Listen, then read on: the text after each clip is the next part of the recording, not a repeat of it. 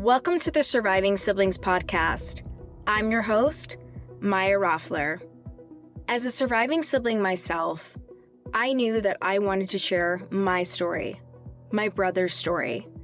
I lost my brother to a homicide in November 2016, and after going through this experience, I knew that I wanted to share my story and his story. And now it's your turn to share your stories. Welcome back to the Surviving Siblings podcast. Today I have an incredible guest with me. His name is Jordon Ferber. A lot of you guys might know him in the Surviving Sibling community. Jordon, welcome to the show. Oh boy, it is great to be here. It's surreal being on this side of the interview. I'm excited for you to be on this side of the interview because I know you do your share of interviews, and I loved meeting you in person at the Compassionate Friends conference. We had maybe a little too much fun together. Can you have too much fun? I don't know. I don't think you can qualify. There's no such thing as too much fun, especially at a conference that's supposed to be about grief and loss. And the fact that we can have a good time at a conference like that is amazing. So I think we knocked it out of the park. So well said. So for those of you who weren't at the conference, we were in Denver and we had so many incredible workshops and presentations for families in general, but we're here to talk about surviving siblings. And there were so many incredible talks and groups on surviving sibling topics, which I thought was amazing. And you've been a part of that community for a long time. Yep. So what we want to do is obviously dive into your story, Jordon, and put you on the other side of the mic today, but obviously share the story of your brother, Russell. So tell us a little bit about Russell and you and your journey. You've been on your grief journey for over 20 years, 21 years. So I'm going to hand it over to you. Yeah, 21 years. It is crazy to wrap your mind around. It doesn't always feel that way. It took a long time before it stopped feeling like it had been yesterday. Yeah. So yeah, I grew up in New York City. I am 3 years older than Russell. I was born in January. Russell was born in December. So we were only 2 years apart in school because of the way schools worked. Right. So we had a lot of mutual friends growing up. Russell always looked up to me.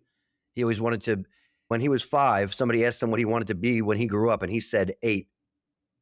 Because you were 8. Because I was 8. I love it.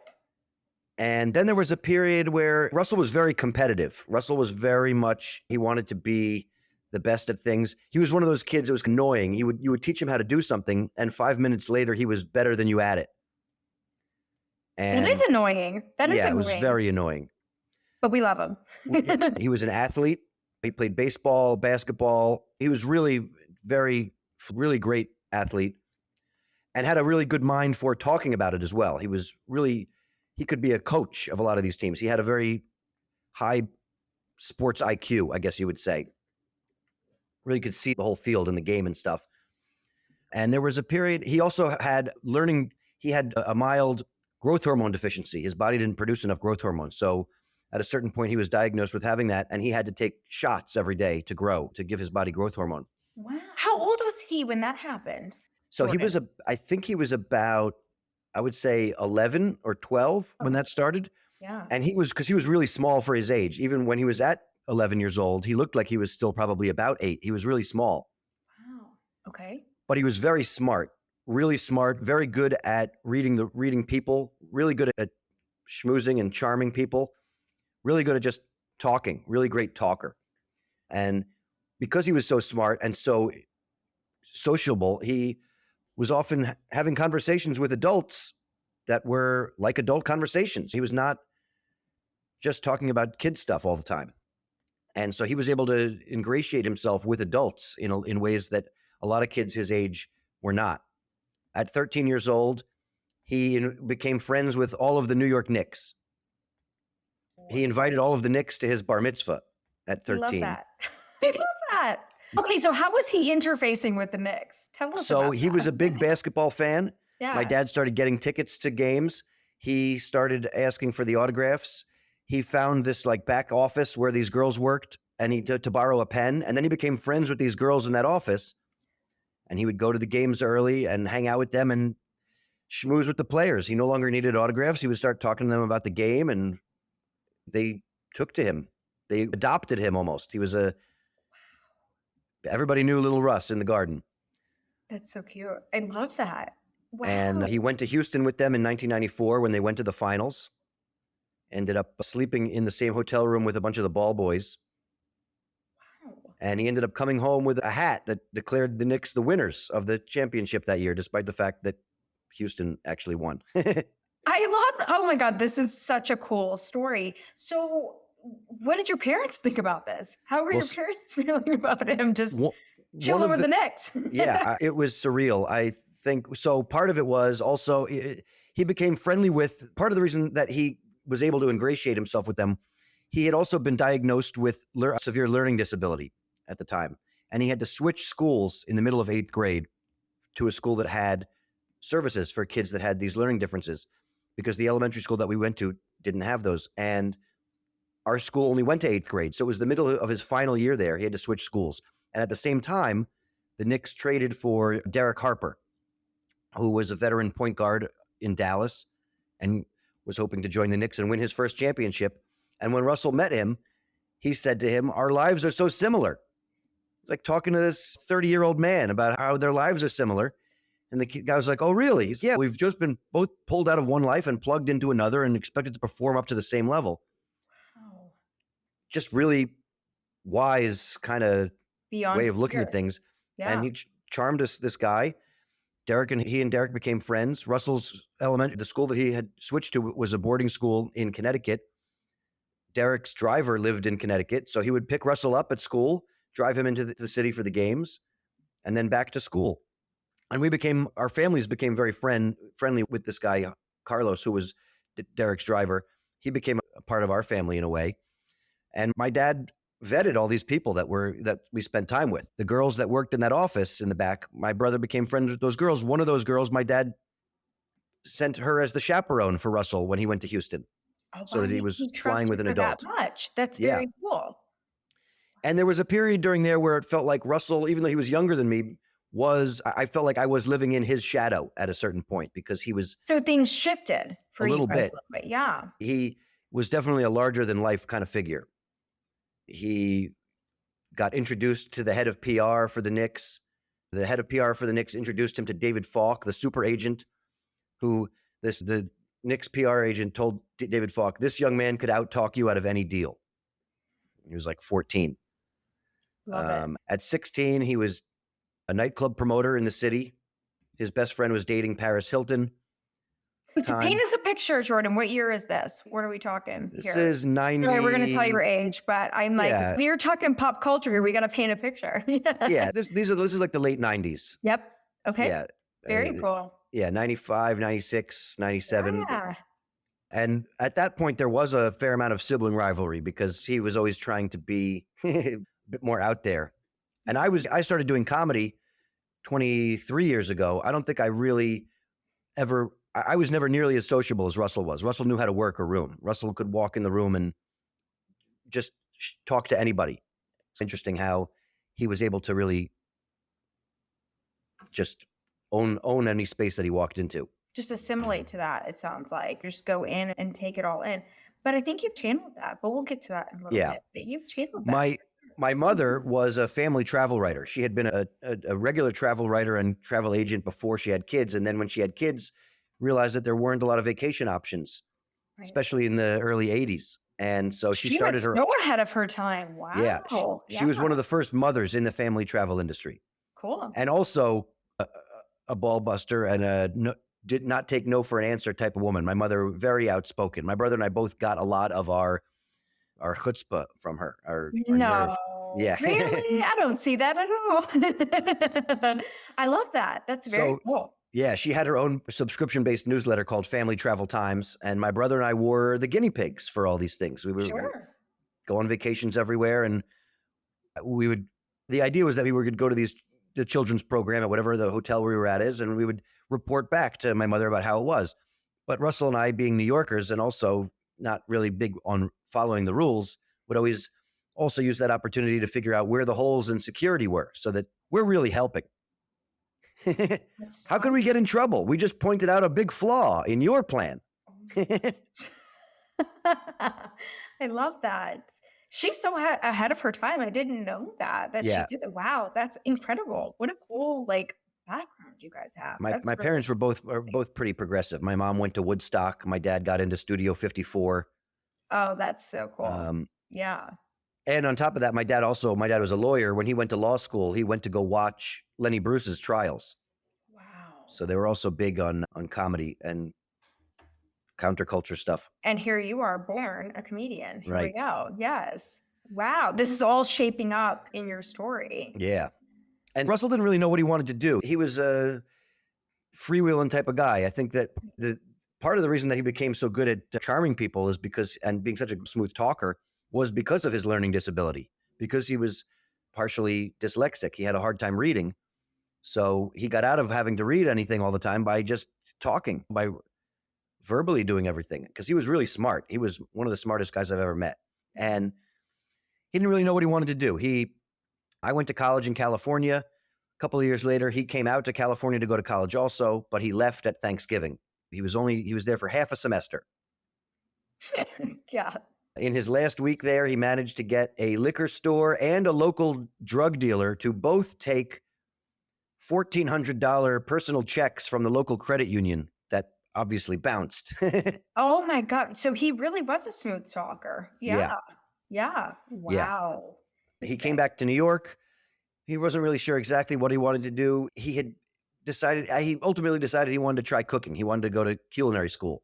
Mhm. And my dad said, I'm not paying for culinary school until I know you're going to stick with it. My dad got him a job working at Mesa Grill, which was Bobby Flay's flagship restaurant here in New York. Yes. Yes. My dad was and still is Bobby's lawyer, so we had a connection there.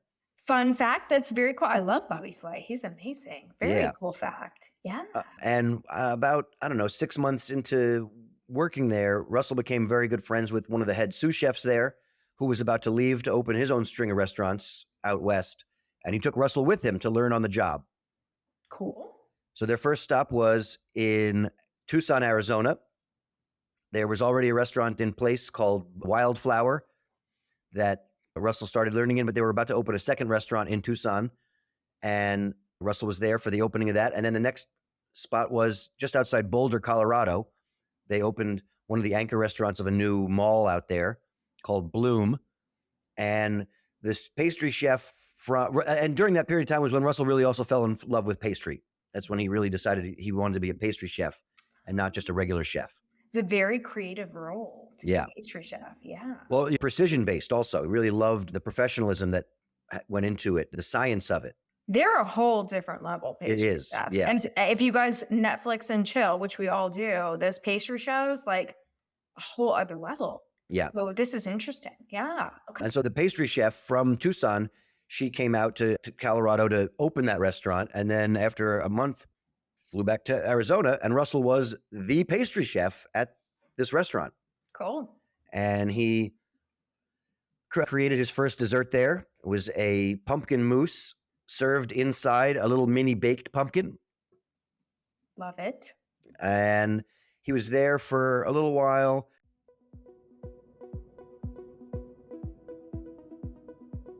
We hope you're enjoying this incredible episode of the Surviving Siblings podcast. I'm your host, Maya Roffler. We'll be back in just a minute after hearing from our incredible sponsor.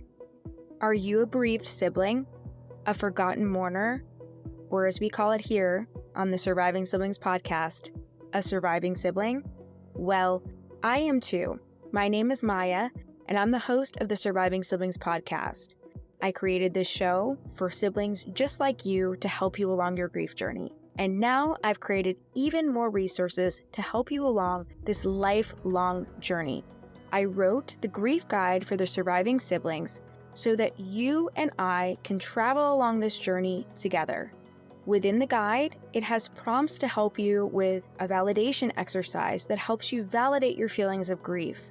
We also talk about the stages of grief, and we also have a timeline exercise that helps you journal as you continue along your grief journey. I share tips throughout the guide on my personal grief journey as well and what worked for me. You can find this guide on Amazon.com. You can also click the link in the show notes. And of course, you can visit our incredible website, thesurvivingsiblings.com. In addition to finding the grief guide, you'll find merchandise that supports you as the surviving sibling, as well as our show. You'll also find our support group that meets every month, our Ask Me Anything Mondays, and so much more.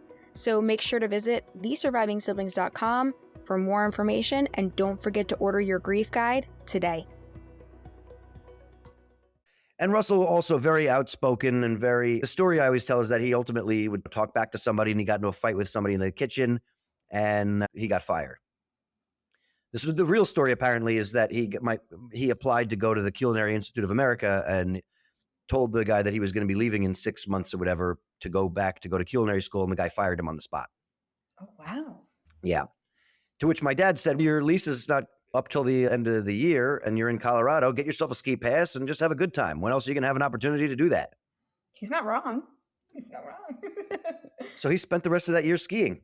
One month, my uncle and all of his kids, my cousins all went out to go skiing in Vail. Russell met them in Vail to go skiing one day. And then one night they went out to go to dinner. They wanted to go to this fancy restaurant in Vail that was hard to get into. And they walked in and they were laughed out. Russell grabbed a business card as they walked out. And then he called the restaurant and pretended to be Bobby Flay on the phone. He said, this is Bobby Flay calling from New York. One of my chefs is out there with his family and he'd love to come in and have dinner tonight. And they were like, oh, of course, Mr. Flay. When will he be here? 20 minutes later, they had Goodfellas at a table for them. I love it. I love your energy, but I love Russell's energy, like coming through this story too, because I'm like envisioning this happening. It's very cool. Yeah.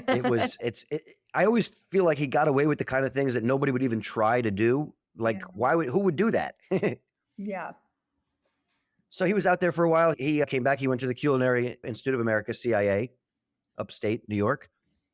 And he was just about to graduate from there. He went to, let's see, he did his externship. CIA does this thing where they send you somewhere to work in the world for a trimester. And you spend that time working in a restaurant. And he worked at this restaurant in San Francisco. It was really funny, actually. Bobby Flay helped him pick the spot that he was going to go to. And he gave him a list of all these places that he had offered. One of them was, I think, St. Lucia. Russell wanted to go to St. Lucia. And he's like, yeah, of course. Bobby's like, yeah, of course you want to be sitting on the beach all day. But that's not what you're going to be doing. Bobby looked at the list of the chefs. He says, oh, George Marone in San Francisco. You're going to learn the most with that guy. He's top of the line. So Russell moved to San Francisco. I drove out with him. Actually did all the drives with him. When he moved to Tucson, I drove out to Tucson with him. I drove from Tucson to Colorado with him. I drove from Colorado back to New York with him. That was the question I was going to say. I'm like, what was your involvement in all this? So you were very involved in this process with him. Yeah. The sibling rivalry had given way and we became really good friends at that point. Our bond got very strong. And especially doing those drives I'm glad that I did those drives. Of course, looking back on it, that was quality time and time that you spend together. So of course, yeah. But I feel like when you get older too, it's your relationships change and they evolve too, right? When you're kids and siblings, we all know this. There's rivalry, there's fighting. They're your first enemies, but they're also your first friends. And there's all these different things. So yeah, I totally get it. I don't know where it is, but somewhere I have a thing that I made in art class when I was like 10 years old, where they're like, put together your timeline or whatever. And I remember so specifically having the part where my brother comes into the picture, and the way that I wrote about it was like, and then my life was ruined because I had. But I feel like that's an older sibling thing. Like I remember that I apparently bit one of my sister's faces when they were born. So that's a whole other podcast, a whole other story. But yes, apparently, but here's the thing. We're alone and we don't know as the oldest. Fun fact. There you go, guys. But it's a thing. Where does sibling rivalry come from? Yeah. No, it's like innate in us. You're the first one there. And yeah, so that's a funny story. It is ironic to me, though. It's very funny to me to look back at that and realize what a schmuck I was. Not even realizing what I had when I had it. But things turned around. But still, it was fun. It's funny to look at that stuff and be like, oh, man. And then my life was ruined. Right. No, totally. And I know we're leading up to that, but I think that's really cool. Again, you stole the thoughts out of my head by sharing that, because I was going to ask you, what was your involvement with all this travel that he was doing, and how Yeah. special that you did get to spend that time with him. That's really cool. Yeah. And Russell, because Russell was a button pusher growing up, he would annoy you until you would hit him. And then now I'm in trouble. Right. Yeah, that we know all about that as older siblings, right? Like, we are the ones that go through everything first, and it's Jordon, Maya, what did you just do? And it's, I didn't do anything, but still you take the brunt of everything as the oldest. Right. I always tell people that the older sibling is allowed to beat up on the younger one, provided that the younger one tells on them. Yeah. It's the natural, like, flow of life. It's supposed to happen that way. I see that now. But Yeah. in the moment, you're like, why am I getting blamed for everything? You're the oldest. It is what it is. This is what we signed up for. Little did we know. Yeah. Okay, so there was one period where my mom was interviewed by the ABC News or whatever to talk about her business and the traveling stuff. And there's a picture of the four of us at the Liberty Bell. Yet they show up. And the comment that I make on TV is my brother's touching it. And I go, yeah, look what I broke now, Mom. So again, you are the comedian already telling jokes, and he's the one just taking the risk, diving in and touching the. I love it. Oh my God, that's so funny. Isn't that interesting how, like, our personalities show up so early with stuff like that? I think it's fascinating, because to this day, now you are still a comedian, you're still the older brother, and you're talking about Russell still to this day. I think it's really cool. Very cool. Okay, so back to Russell. Right. So he's in his culinary career. He's in the thick of it. What happened? He drove to San Francisco. Yeah. We stopped the drive to San Francisco. We stopped at one of my best friends from college lived in Chicago. We stopped to have dinner with him one night and stay with him for a day. Then we stopped and visited another friend just outside in Boulder, Colorado, who there's a whole story to that guy. But we had Thanksgiving dinner with him and his family. His family was actually from upstate New York, and they had flown out to Colorado to be with him for Thanksgiving. Oh, cool. And my cousin I had a cousin that went to University of Colorado Boulder, so we stayed at her house because she was back here and had Thanksgiving. And then we continued on to San Francisco. And a couple other good friends of mine from college lived around the corner from Russell. When we got to San Francisco, we parked the car. I called him. I'm like, where are you? He gave me the address. I was parked like 3 doors down from them. So Russell had built-in friends when he moved to San Francisco. So cool. Russell's birthday is New Year's Eve. My parents and I flew out to San Francisco to spend New Year's with him. We had dinner at the restaurant that he worked at, which the restaurant's no longer there, but it was called Redwood Park. And it was in the Transamerica Pyramid in San Francisco, really high-end restaurant. And George Marone, the owner, told Russell, it's because it's your 21st birthday and your parents are here, your family's here, I'm going to let you off early. He goes, but this is the last birthday you're ever going to spend outside the kitchen. When you're a chef, you spend all of your time in the kitchen, especially on the holidays. So enjoy it. Yeah. Appreciate it. He's not wrong. He's not wrong. That's the culture for sure. We had dinner. We went back to my friend's house where they had baked Russell a cake. And then my parents went and did the old person thing. And Russell and I went bar hopping through North Beach and back to our friend's house and yada, all that. Yeah. And then Russell came back. We also took a trip before he finished his final trimester. We took a trip to Amsterdam together. We spent a week in Europe together. And then he came back to finish his school, and he died on July 6, 2002, just shy of his graduation from the Culinary Institute. Right. He had a friend who had bought this nightclub out in the Hamptons, and Russell loved going out to the Hamptons and being a hotshot. And we don't really know where he was going.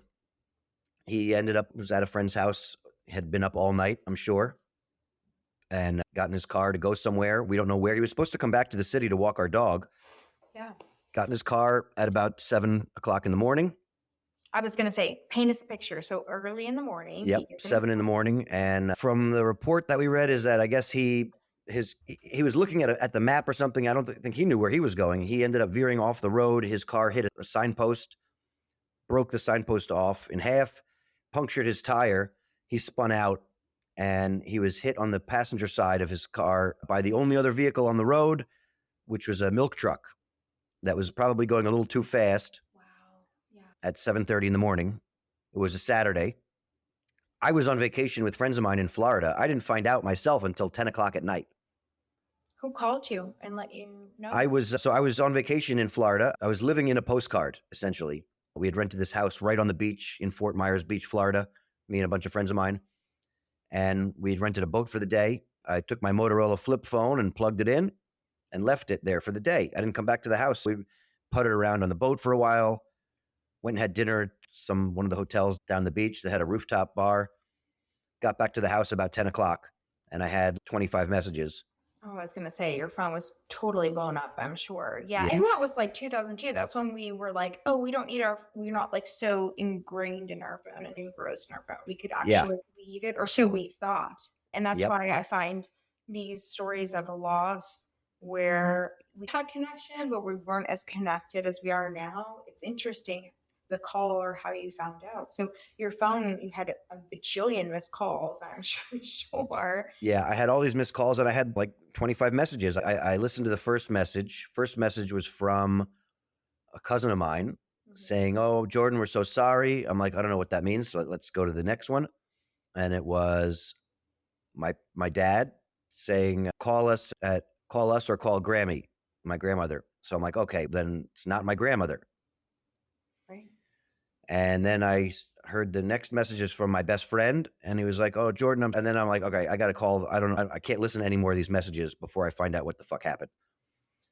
I can curse on here, right? Of course, yeah. So I called my dad. I took the phone. I went out back onto the beach. I called my dad, and he told me that Russell had died. So dad was the call. He is the person you spoke to. Yeah. Yeah. And I collapsed pretty much. Sure. We can all relate to that. All of those who have gotten the call, all of us who have gotten the call, we know what that's like. And so you're talking to your dad. My dad asked me if I had any idea what kind of funeral Russell would have wanted. Wow. And I said, I don't have any idea. All I know is that the cake afterwards has to be amazing. The food has to be amazing, right? Right. But the cake in particular, he was a pastry chef. You got to have a hell of a cake. Yeah, of course. I love that you said that. Wow. Yeah. I think back on that moment, and having had the presence of mind to say that, I can't even believe that even in that moment, I came up with a little bit of a joke. Because that's in response to that question. You're a comedian. Yeah. And I can see why you would look back on them, because there's moments I look back on my own story too, and I'm like, God, I can't believe. But I'm a business owner, I'm an event planner, and I went into planning mode, and I reflect back on my own story, and I'm like, I feel like we go to our primal instincts and who we are as a person in those really tragic moments. So it's interesting that you said that too. I connect with that. Yeah. Mm-hmm. So you heard that from your dad. What did he say when you said the thing about the cake? I'm interested to hear. What did he say? I don't remember specifically. I guess I probably got a chuckle out of him. Which is good. Yeah. In the moment, bringing levity to the darkest situation ever. Interesting.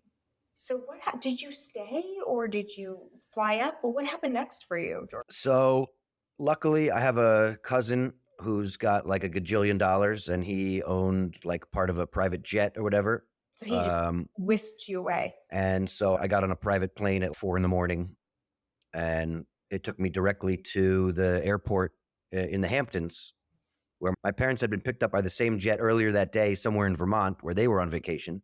Right. Because they didn't find out until like noon. They found out at noon because they were in Vermont. There were no cell service. They finally got a phone call from the police about it. So they met me at the airfield, and we drove directly from there to the morgue, where we saw Russell's body. It was just Is that the moment where it became real for you, Jordon? Is that, or when you got the call? Most people, when we get the call, it's still completely surreal. When you mentioned you're a comedian and you kicked it on about that, mentioning the cake, and I feel like those are our coping mechanisms. When you saw his body, when you guys were there as a family, do you feel like that it became real then, or was it a process for you? Yeah, it's definitely still processing. I think that there were so many moments that made it real that over that first year. It probably took 5 years before I stopped having moments that were like, now this is real. Yes. Yeah, just that flight like me and two, like the pilot and the co-pilot. So I'm by myself in the back of this little You're plane. in the back and you're sitting there with all of your thoughts. What was that flight like? Ugh, yeah. I was very, there's no bathroom on that flight. My stomach was a mess. I was not, because I had been drinking all day. I'd been drinking beer all day, and No idea this was going to happen. Of course. You were just in Florida having a blast. I just ate like a whole bunch of fried soft shell crabs, a bunch of stuff in my stomach that was not happy in there, regardless of what had happened. And then you add this on top of it. You were partied in Florida, as we all go and have a good time in Florida. Yeah. Yeah, I remember the very first thing I said to my parents when I got off the plane. I put my arms around them and I made a point of saying, we've always been a strong family and we are going to continue to be a strong family. I think we really needed that to be said because we were always a close family. And this brought us, I think I recognized that we needed each other to get through it, that we weren't going to be able to survive without each other. I think that's really beautiful that you said that. And I think it's becoming a little bit of a theme in a lot of episodes this season that the eldest child will assume that role. And you definitely have that experience and some of the other guests on this season. It's interesting how each season has a little bit of a theme, but we assume that to try to be the glue or kind of be the reassurance that's needed in that time. And no one trains us to do that. So It's interesting that we assume that role because I connect with you on that. But you knew to do that. It's interesting, right? Yeah, I don't know. I felt in the moment that it was something that just needed to be said. It's one of those things I feel like a lot of times with grief, there are these things that we know inherently, but it's important to say them out loud, to remind yourself. So many things I have to remind myself verbally, explicitly, because I'm just putting that stuff out into the universe. I think it's powerful. I think it's important to vocalize some of those things, even when it seems pretty commonsensical. I agree 150% because I think sometimes we take those things that we think we know for granted, and death changes everything. So that could be a reason why we do speak up and say those things. But I'm always impressed when people like yourself and others that have been on this show just innately come up and say something like that, because we assume the role so quickly to support our parents in this role, which is a huge topic. God, we could do like a series on that, Jordan, like how we assume the role of support. So thanks for sharing that moment. I know that's a really intimate moment, but so you guys have this moment and then you go straight to the morgue. And was that one of your, I know you saw his body. Was that one of the moments? Because for sure. Beautifully said. 5 years, that's a marker for sure. That was a marker for me too, and we connected on that before. But was that kind of your first real moment for you, or talk us through that? Yeah, definitely. That's definitely one of the images that's burned into my brain. Yeah. I can picture it.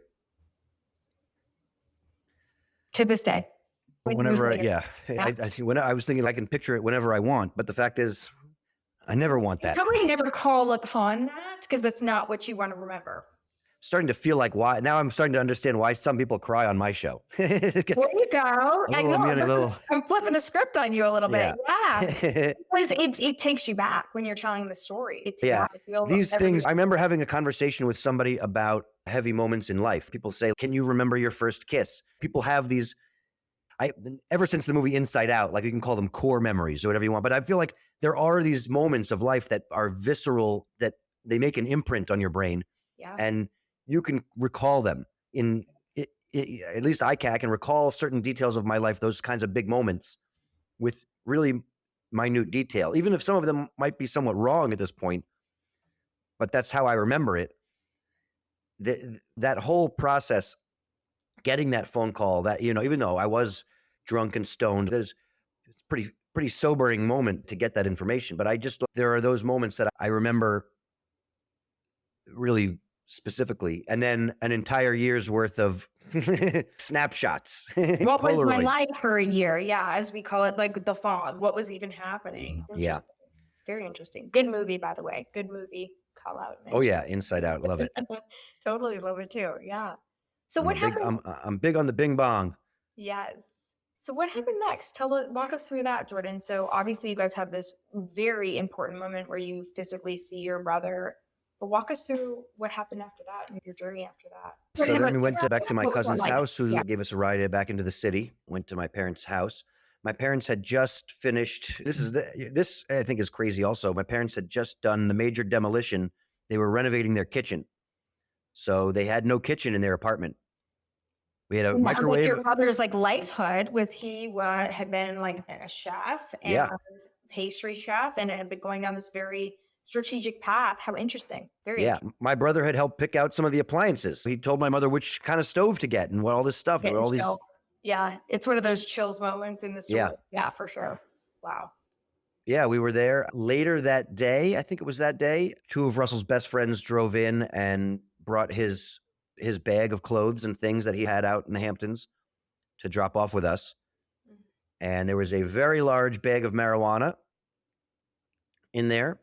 That's and so that I was went in the back with his two friends, and we sat down and we rolled it. I broke up the entire bag and we rolled up about a dozen joints. In honor of Russell. It was also just I didn't know what to fucking do with myself, what to do.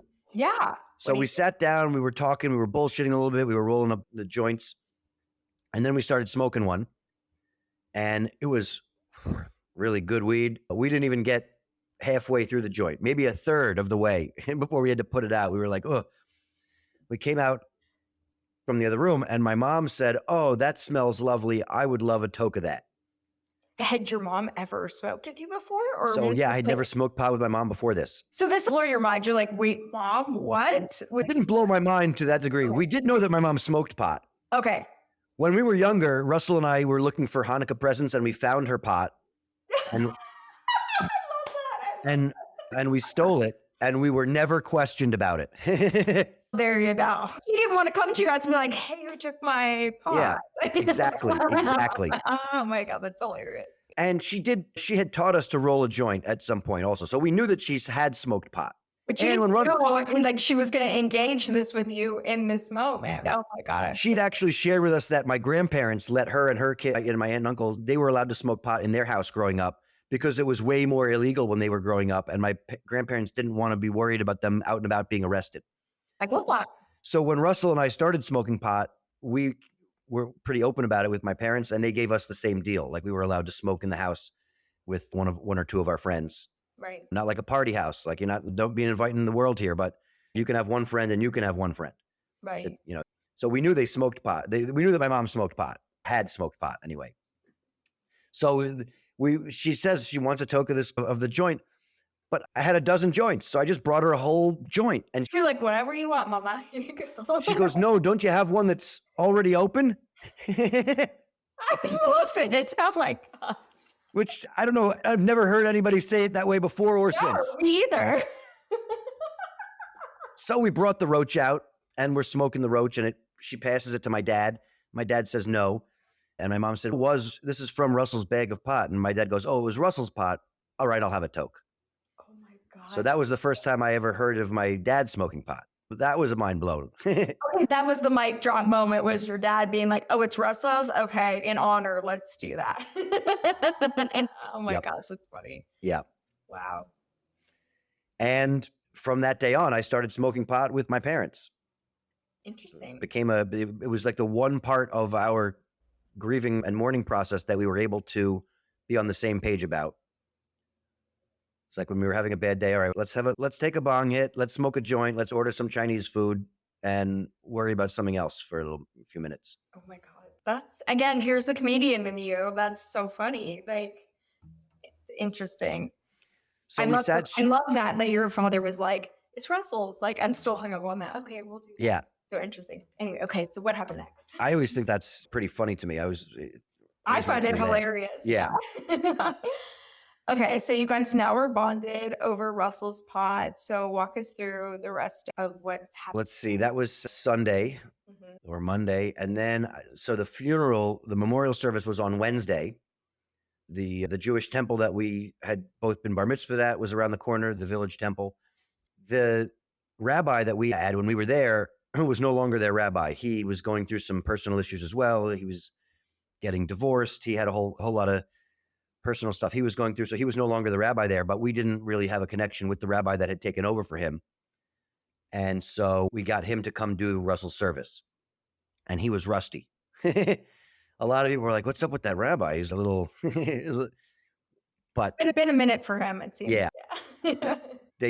we brought in like a closed circuit camera thing to do like because we had so many people that showed up for the service that they couldn't all fit into the space. So they like converted all the like the upstairs room and the other room. So they were able to put TVs, monitors in there. Right. And we recorded it, which by the way, I don't know if you have a recording of the funeral, but I do not recommend watching it.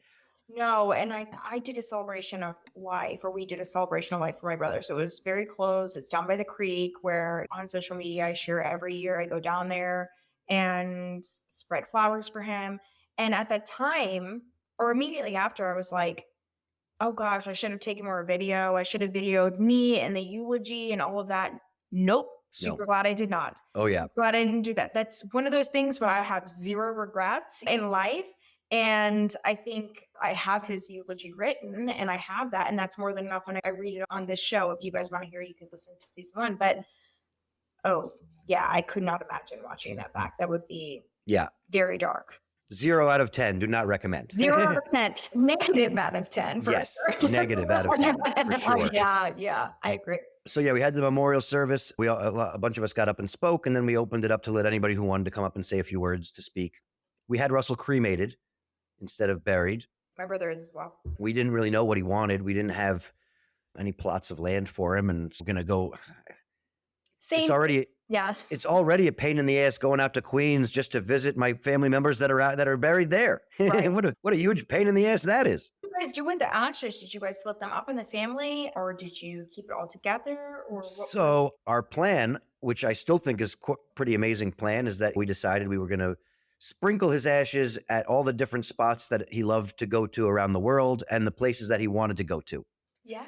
So we've sprinkled some of him at a few spots around New York. He's in Colorado. He's in San Francisco.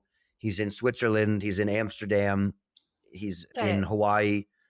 A few other spots. But we have most of him is still in a industrial plastic bag in a box in storage. It still has places to go. Still has places to go. No, I love that you have him in Switzerland as well. So yeah, he has places to go. Yeah. That's cool. I love that idea. I think it's really cool to share like what we have. If we have a sibling that's cremated, like the things that we've done, like I have a tattoo, like my tattoo has my brother's ashes on it. I can't remember if I shared that with you, Jordan, when I was with I think you did. Yeah, I think because we definitely chilled and drank a bourbon or two together at the conference.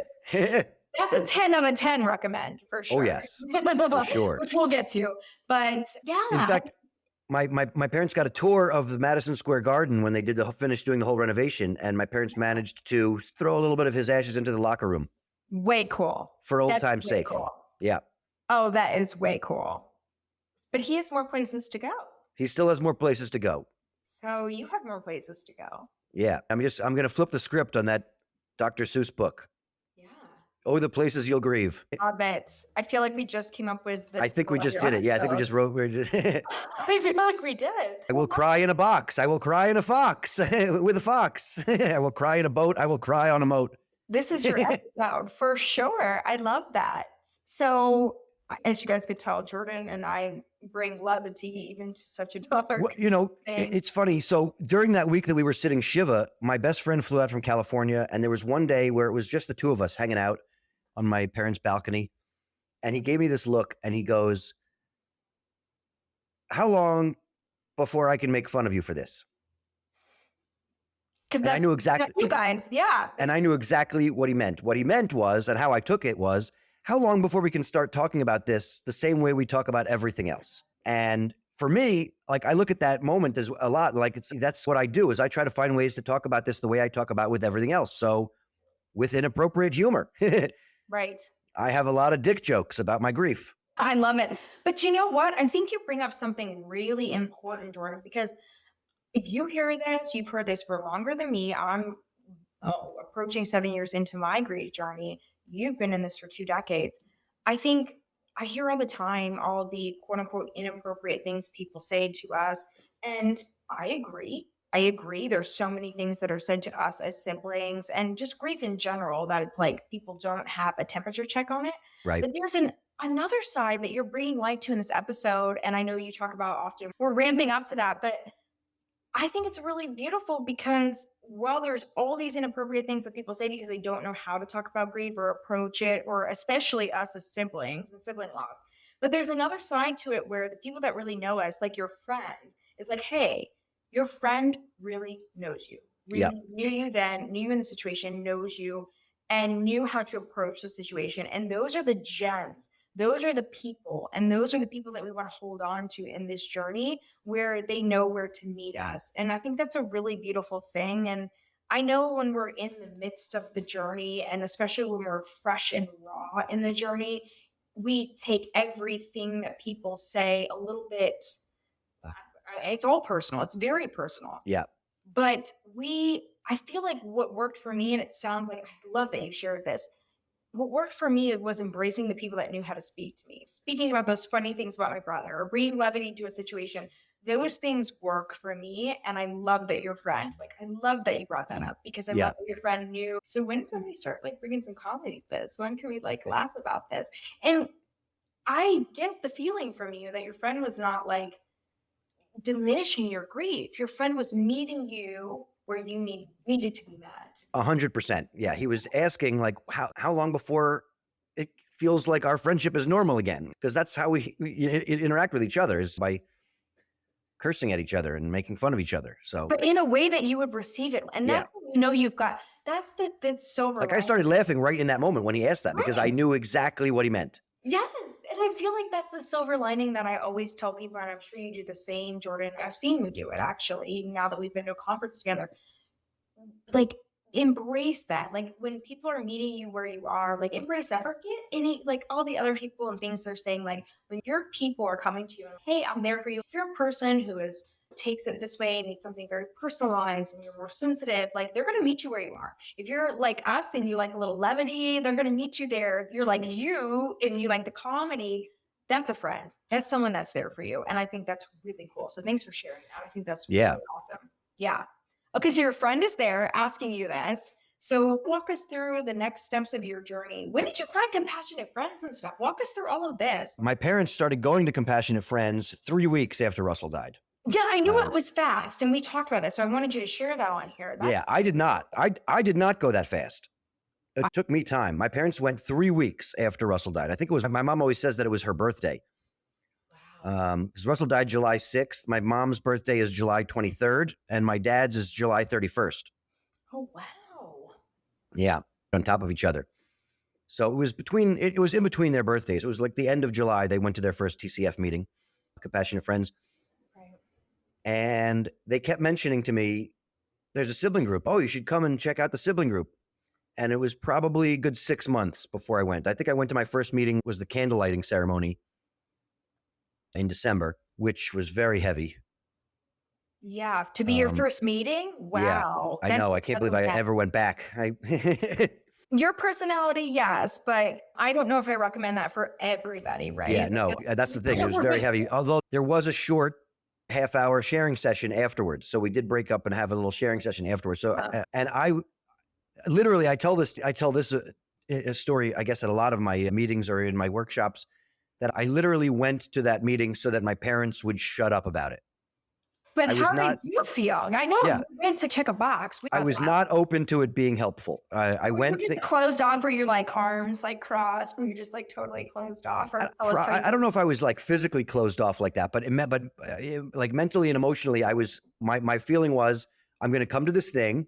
It's not going to be helpful, and we'll never have to talk about it again. I've done it. Check.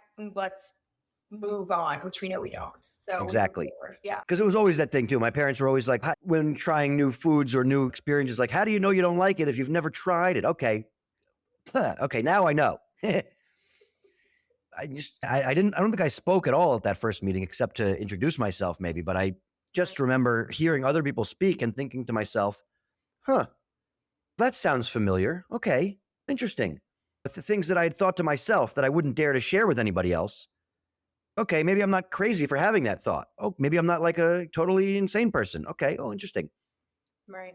And I don't remember when I started going with regularity, but I do remember specifically that the guy that ran that sibling sharing session when I first started going was maybe the most uncomfortable public speaker I have ever seen. He just did not look comfortable speaking in public at all, but he was running this group. Like, I was pretty moved by that.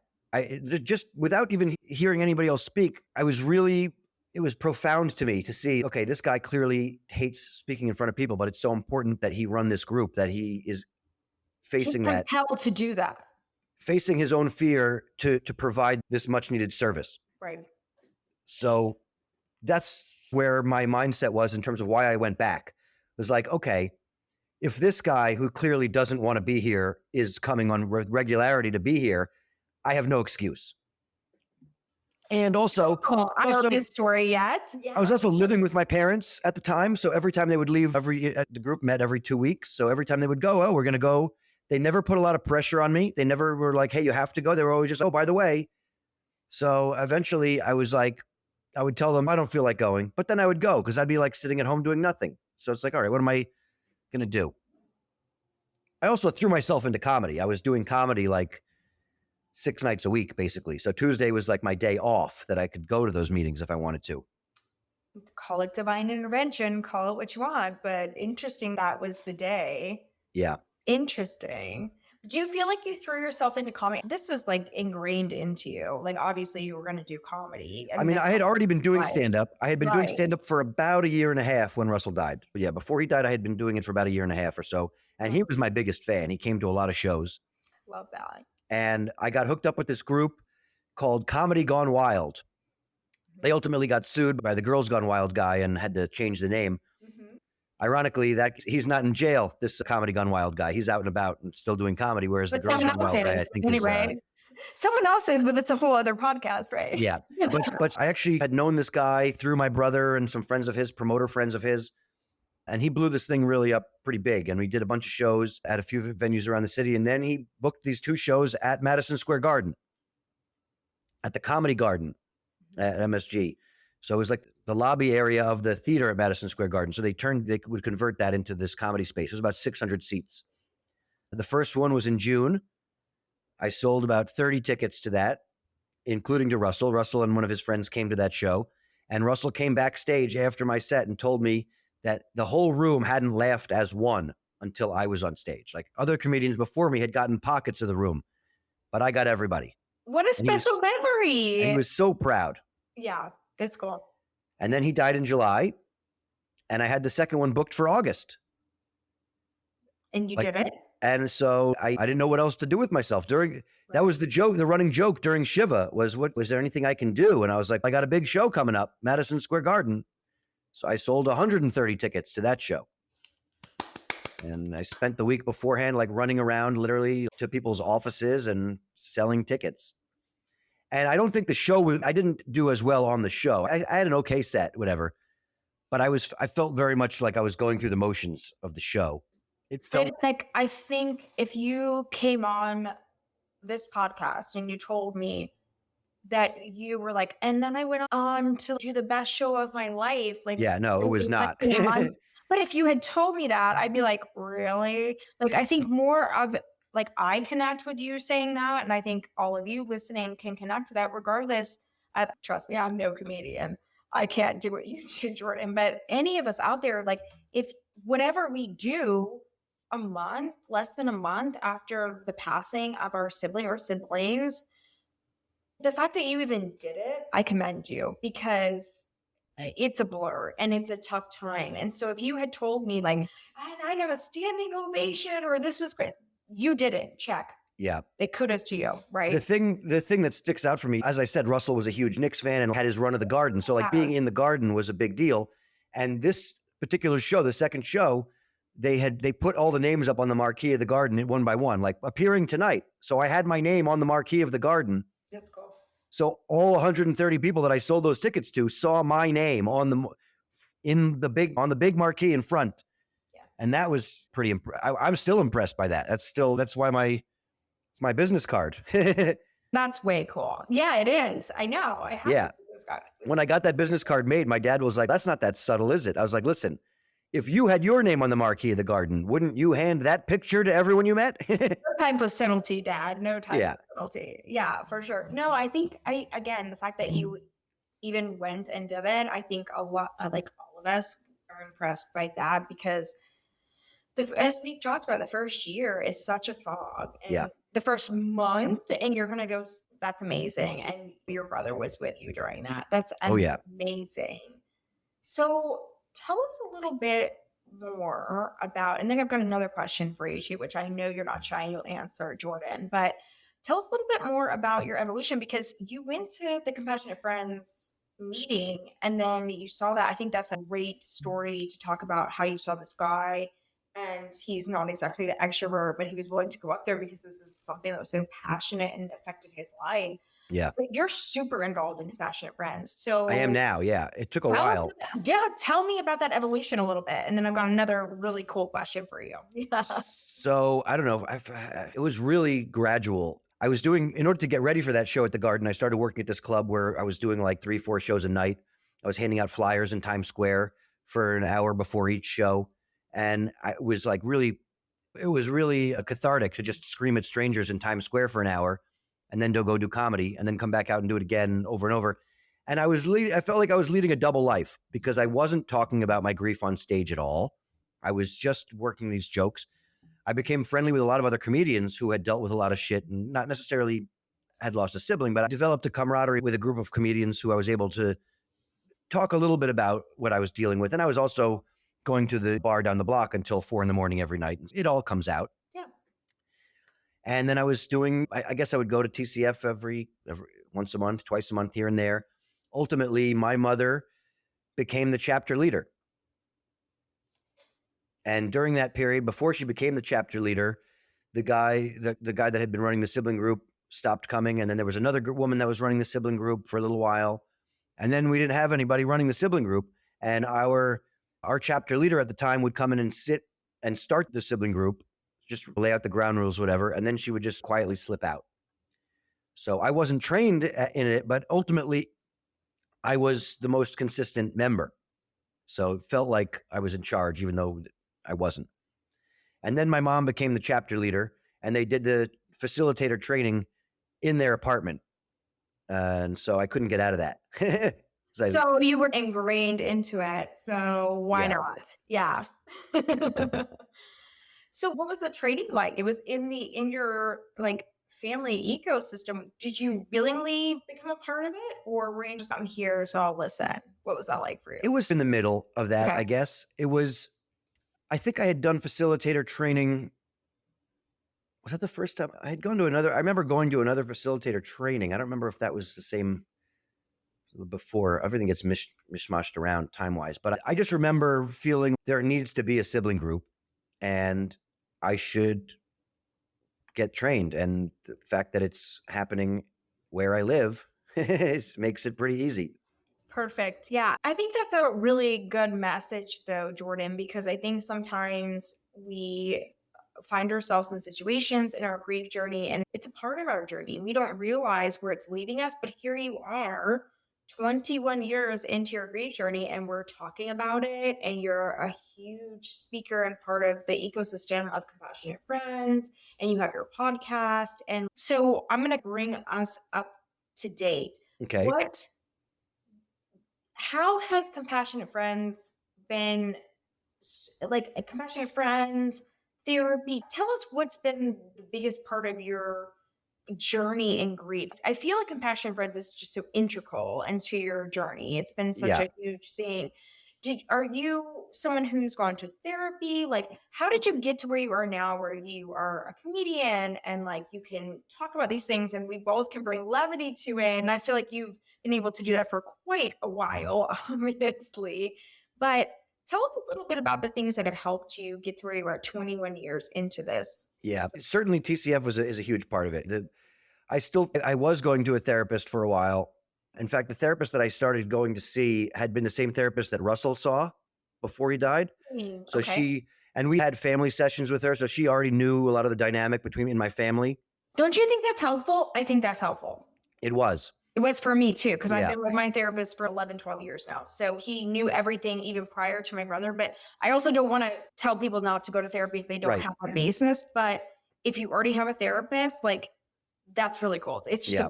it's a bonus. It's like a boop, boop, boop, little bonus. Yeah. There was a period of time though where I started getting a lot more out of just going to the TCF meetings Right. than I was seeing her, because she didn't have a background in grief or loss. Which You know, is another aspect. Right? and somewhere along the way, I felt like the time of day that I was seeing her coincided with her nap time. Oh, interesting. More than once, I caught her nodding off in the middle of our sessions. So you didn't feel heard. Yeah. So there were pluses and minuses to your therapy experience. Yeah. And at the same time, I just felt like having peer support, talking to other people that had dealt with sibling loss was the only thing that was helpful. Talking to somebody else about it that didn't have any idea about it just it didn't appeal to me. It's like, this person doesn't really know what they're talking about. Yeah. Because ultimately, I think that's really what it is about when it comes to this loss. I really needed to feel heard and acknowledged, and there are no answers, but I needed to at least have the problems recognized as problems. And I talk about this a lot in some of my groups and in my workshops also, but it was the conferences was where I found myself again. I feel like, When did you go to the first conference? so my first conference was in 2005, I think. So you were fairly early into your grief journey. Yeah. Fairly early, yeah. It was when Yeah. it was in Boston. Okay. And my parents basically bribed me with a family vacation. They're like, you have friends in Boston. So you were still a little in out at that yeah. point. Okay. Yeah. Interesting. Okay. They were like, you want to come to Boston? You have friends in Boston. If you don't feel like going to any of the things, you can just hang out with your friends, whatever. I'm like, all right, cool. I did have friends in Boston, and I did make plans to see them. And my mom goes, but you have to meet Ben, the head of the sibling thing in the thing. And I'm like, all right, it's going to be this kumbaya guy. And we walk out, and there he is by the pool with his guitar. Here he is, kumbaya. You're like, I called it. This is one of those. Yeah. Right? And that conference turned me off in so many ways also. I don't know why. The fact that I came back. So I remember I was like a little bit involved, but I barely went to any of the things. I remember meeting some people. I went to the dinner thing, and the dinner on Saturday night for the siblings was karaoke, chicken fingers, and hot dogs and soda. I was like, no. I ran across the street and bought a bottle of wine at the supermarket. Not Like, much has changed, guys. Not much. You know, Not much has changed, Jordan. they found out I did comedy. So instead of karaoke, it was me roasting this karaoke kid for 20 minutes. Poor 18-year-old kid hadn't lost a molar, much less a sibling. What I'm saying is that his loss didn't affect his smile. Oh my God, you're too much. But not much has changed. You're still the person that gets the party started in a good way, right? At these for That's sure. also where I met Keith. Keith was there that year. I think Keith said that was his first year also. Keith Singer, who runs the Staten Island chapter. Yes. And then I didn't go for the next 2 years. My parents went to the following year. The conference was in Dearborn, Michigan. And I didn't know anybody there. And why the hell would I want to go there? Metropolitan city of Dearborn. Yeah, Yeah. why would you do that? And then the following year it was in Oklahoma City. So I didn't want to go there. And Wait, you don't have a booming connection in Oklahoma City? No offense if you I didn't then. Now you do. Oh, yeah, now I do. We know people all over the place now. Yeah, for sure. And then the following year, it was in Nashville. And my mom had friends in Nashville. And so they planned a little vacation thing also. And we didn't just do TCF stuff. We were there for a few more days. Yeah. We went to the Grand Ole Opry. We did all these Nashville little fancy things.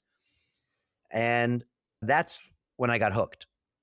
That was the conference that hooked me, because I remember hanging out with the siblings there. And I recognized and remembered a few people from the Boston thing.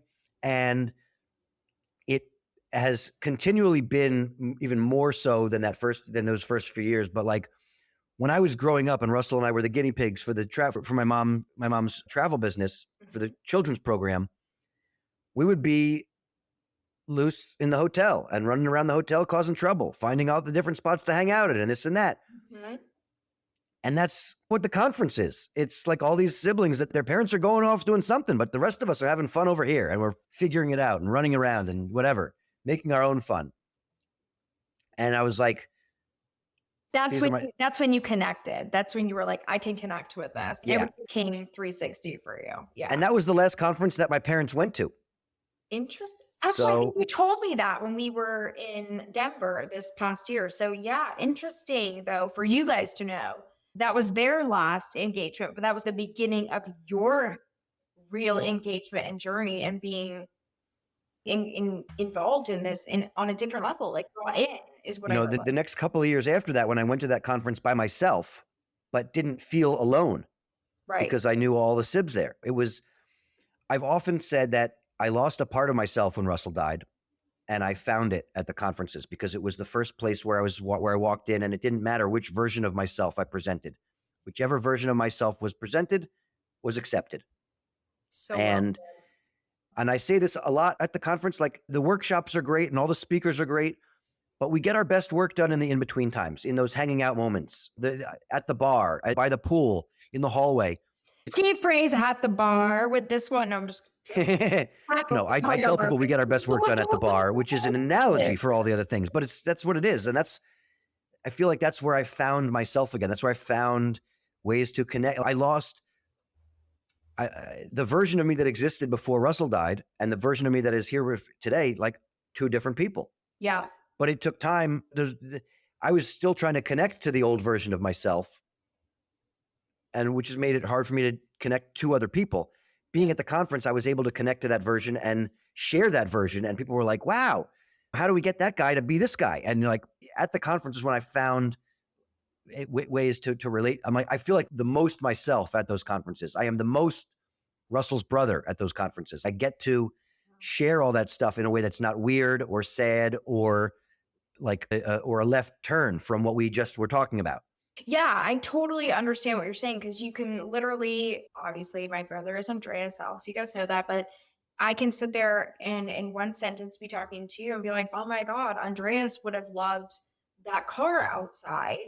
And in the next moment, be like, hey, do you want another glass of wine? Or do you like, and we can just not like skip a beat. Like it's Right. just, you fall in place. And in regular everyday life, that's not really what happens because people stop you and they're like, what do you mean he would have? And there's so many questions. Right. And there's not that level of acceptance. And I feel like, I think that's the beautiful thing about these conferences, but also it's a beautiful thing about, like, to your point, about support groups, about any, like, just this community in general and what we are both creating in this. Like, it's something I always look back on and I'm like, God, I wish I had this. I didn't even know it existed. Right. And I just so enjoyed being with all of you guys this year because it's so refreshing because yeah, it's okay. And if you want to start crying and you're crying first, nobody even thinks about it. Like it's fine. Everyone just rallies around you and it's a really positive thing. And you feel like you can be,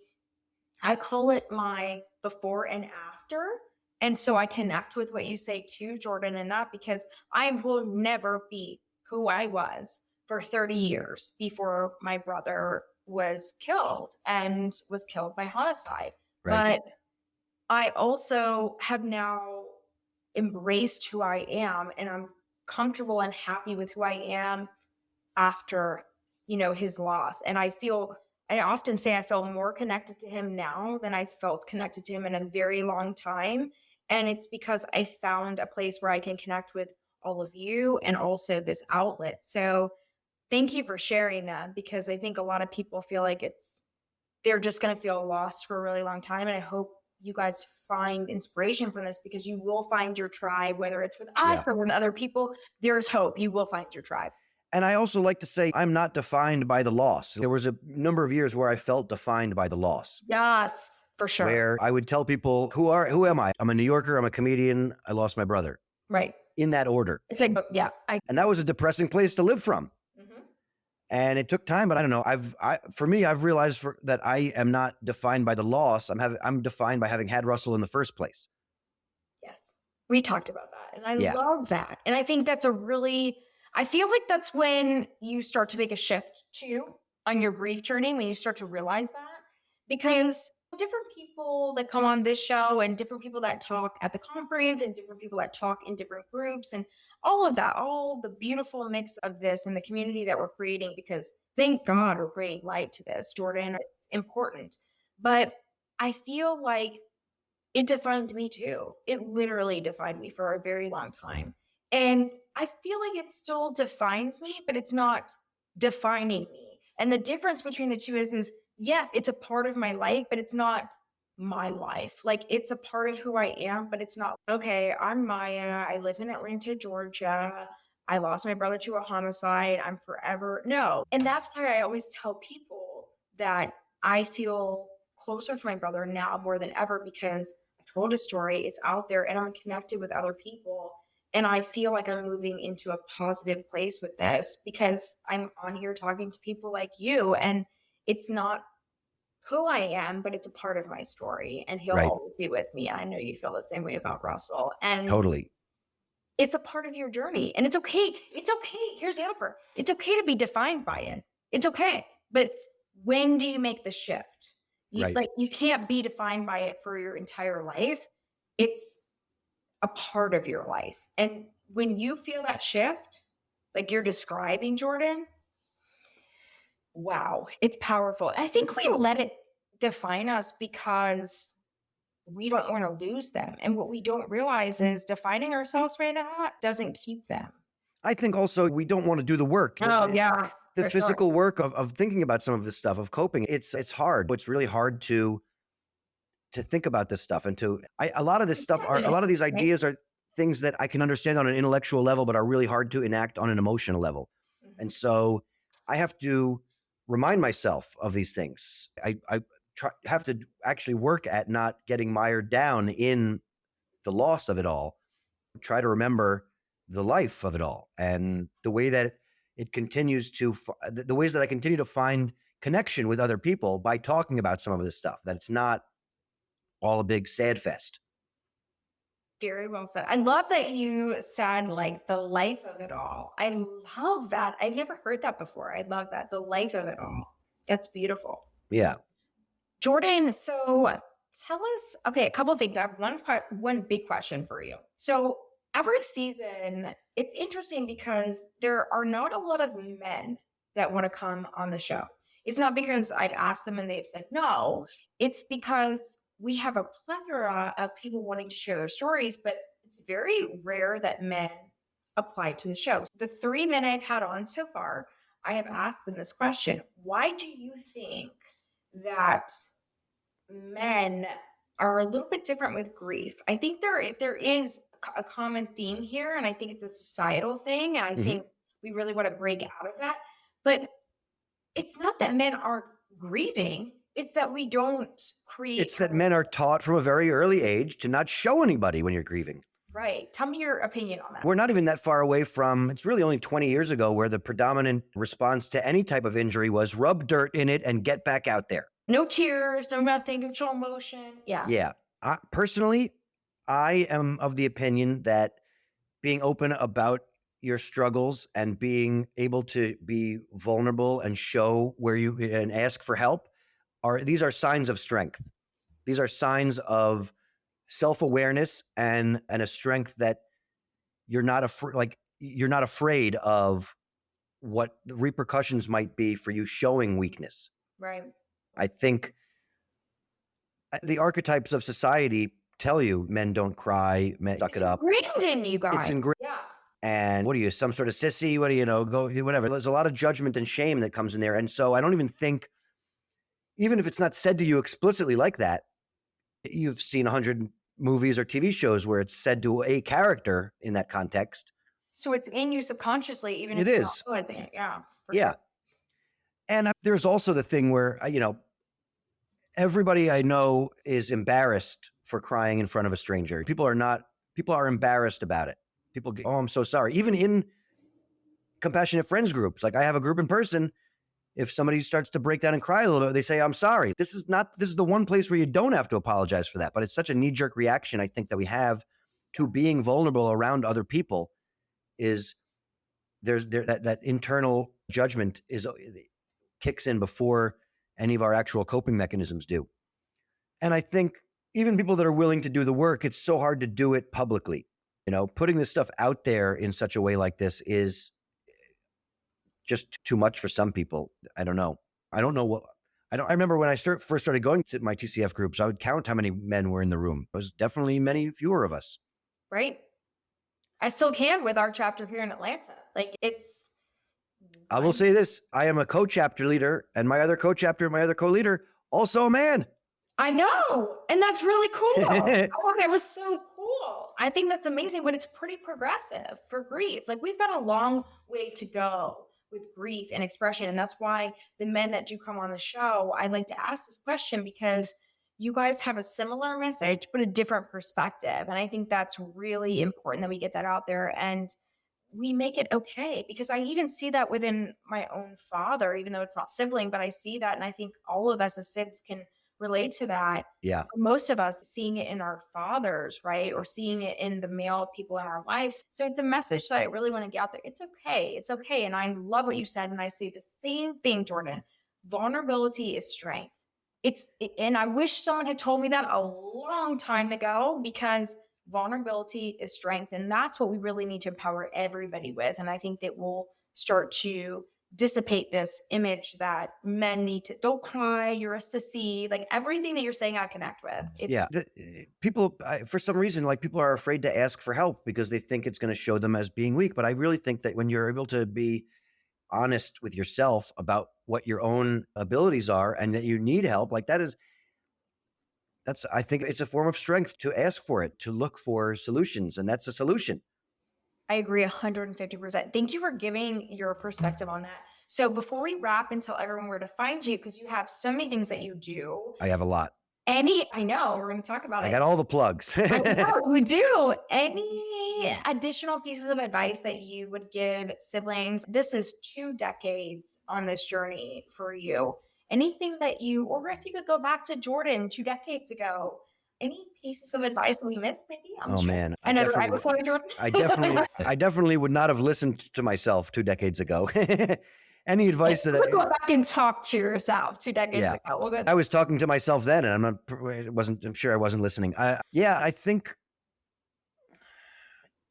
there are no shortcuts to this. And I don't know. I think there are so many ways that I have been able to use this stuff to propel me forward and not weigh me down. And the attempt is just as important as the result. That's my biggest message, is that life knocks you down all the time. And it's a cliche. It's not about how many times you get knocked down. It's about how many times you get back up. But that's really the case, especially with grief. Every day is its own battle. And some days the grief wins and some days I win. And I just have to not give myself too much of a hard time when the grief wins, because it's part of the process. And failure is just information on how you can do better the next time. So I try to look at it from that perspective. And it's like comedy. I wrote a joke. It doesn't work every time. Some audiences like it. Some audiences don't. Sometimes I'm not comfortable telling it. Sometimes it's out of context. Sometimes it's not in the right order in the set. Who knows why the joke doesn't work sometimes, and sometimes it does. But I tell it, I get up and I tell it. So the same thing with grief. Some coping mechanisms work for a little while and then they stop working and you don't know why. But I get up and I try it again. I keep at it. It's the kind of what it is. That's beautiful. I love that. Thank you for sharing that. But I love what you're saying. It's about getting up and trying again and be willing to evolve with your grief, because it will continue to evolve. So beautifully said. Jordon, where can we find you? So Jordon, you have your podcast, Where's the Grief? I have the podcast, Where's the Grief, which you are soon to be a guest on. We're going to get that to happen soon. Whenever, you're not so crazy busy that you're recording 16 episodes a day. I cannot wait. And it's on all major platforms, right? It's on all the platforms. Apple, Spotify, everywhere. Wherever you get your podcast. You can also, if you're not a podcast savvy person, you can also just go to where'sthegrief.com and listen to it there. Perfect. And then obviously social media, same handles. And it's at Where's the Grief on Twitter and at Instagram on Instagram. I also want to just highlight my foundation, if I could, for a moment. Yes. My family started a foundation in my brother Russell's memory. It's the Russell Ferber Foundation. You can go to russellferberfoundation.org to find out more about what we do, or it's also on Instagram at Russell Ferber Foundation. We have a full 2-year scholarship in Russell's name in the culinary program, in the pastry program at the Culinary Institute of America, amongst our other beneficiaries. And we do a big fundraiser for the foundation every year at the end of June. Our next is coming up June 24th, I think, 2024. 24th of 2024. Wow, it's going to be a special year. It's the last Wednesday in June, and it is always the highlight of my year. It's a comedy show and a raffle and a silent auction. And I was going to say, I know you do a comedy show, so I know that's exciting for you as well. Very it's cool. going to be June 26th. June 26th, 2024. Yeah, that is correct. So we will link all of this in the show notes, Jordon. Yeah. Amazing. Where's the Grief? You guys check it out. A lot of people were intertwined at this point, which is very cool. But Jordon and I are very different hosts, which makes it fun. And he's on the other side of the mic today. So Jordon, thank you so much for sharing Russell's story, your journey. And we'll also share Compassionate Friends, of course, because we want people to find their Of course, yeah. followers. So good to see you virtually. And thanks for being on the show. Yeah, thank you, Maya. Thank you so much for having me. It's been an honor to be here, and glad we finally got this together. Me too. My pleasure. And thank you guys so much for listening to the Surviving Siblings podcast.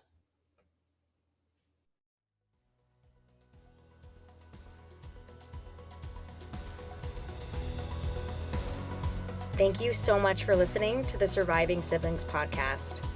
If you enjoyed this episode as much as I did creating it for you, then share it on your chosen social media platform.